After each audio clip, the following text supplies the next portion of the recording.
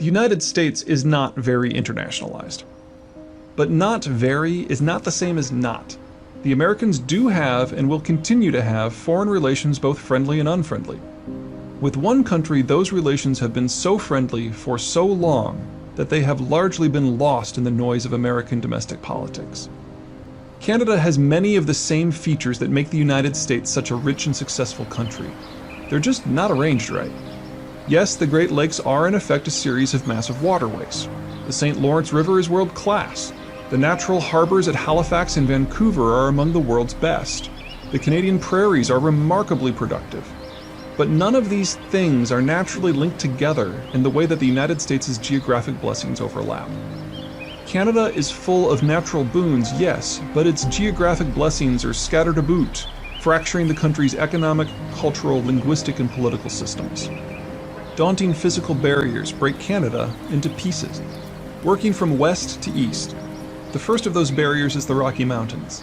These peaks are as rugged as their American counterparts, but sufficiently far north that winter closings are common and lacking the broad open spaces of the American Rockies that might host sizable populations. The second major internal Canadian barrier is the Canadian Shield, a creation of the many ice ages that advanced and retreated across what is now Canadian territory. When the glaciers slid southward during the waxing ice ages, they scraped the soil from the bedrock, pushing it ahead of them and depositing most of it in what is now the northern United States. Canada's shorter summers and colder winters greatly retard the process of soil formation. So now, 10 millennia later, the soils are still very thin, shallow, of low fertility, and can only support conifer forests. Clearing the region generates few improvements, as the glacial weight also cracked apart the bedrock, heavily peppering the land with rock uplifts and hundreds of thousands of small lakes. The land is wholly unsuitable for agriculture and extremely difficult to build even nominal transport corridors through. The third barrier is, somewhat ironically, a waterway. After passing by Quebec City, the St. Lawrence River in essence becomes an ever-widening bay. While this allows oceanic traffic easy access to Quebec City, it hives off eastern Canada from the mainland. These three barriers split Canada into 5 largely autonomous pieces. For all practical purposes, Vancouver is a city-state perched at the westernmost edge of Western civilization. It trades more with East Asia and the American West Coast than it does with the core Canadian population centers of Toronto and Montreal. Despite being in the geographic middle of the country, the prairie provinces are in many ways just as isolated. The Rockies sharply curtail contact to the west, and the Canadian Shield contact to the east. Even today, there is but a single transport corridor that snakes through the 1,200 miles of Canadian Shield between Ontario and Manitoba. As such, Canadian Railways has been forced to invest aggressively into the American railway system in order to ship the agricultural surpluses from the prairie provinces to market, largely via the Mississippi and New Orleans. Similarly, most Albertan energy is exported south to the United States rather than west over or around the Rockies to the Pacific coast or across the trackless shield to the Ontarian core. The cost of crossing the shield is so high that very soon U.S. shale will displace Albertan natural gas as Ontario's fuel of choice. And the shield isn't done. It also hives off Ontario from Quebec.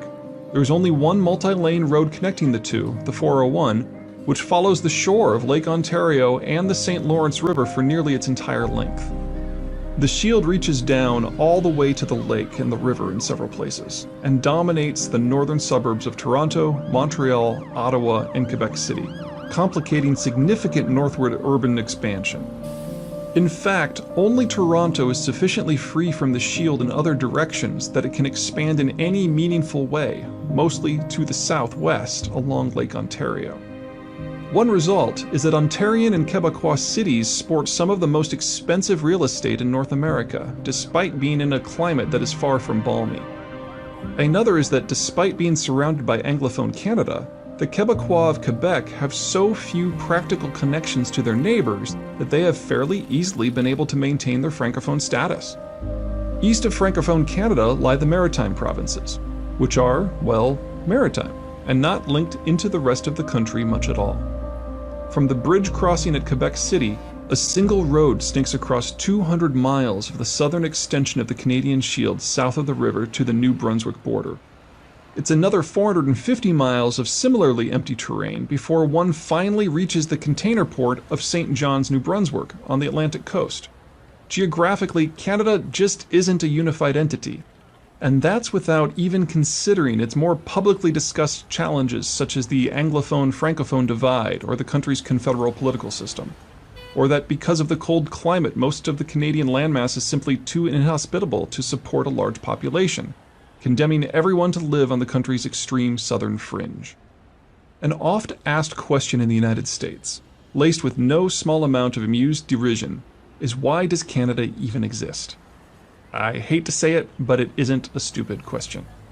Canada is unstable and unwieldy from a geographic and political point of view, and a series of barely connected American satellites from an economic one. The answer is because the early Canadians, when they were still British subjects, realized their position and worked assiduously to get the Americans to see them as friends rather than British stooges. This was not a simple task. A large portion of Canadian citizens in 1800 were either of French descent or loyalist transplants from the former American colonies who held no love for their former associates. In the War of 1812, the Canadians of American extraction were able to vent something fierce.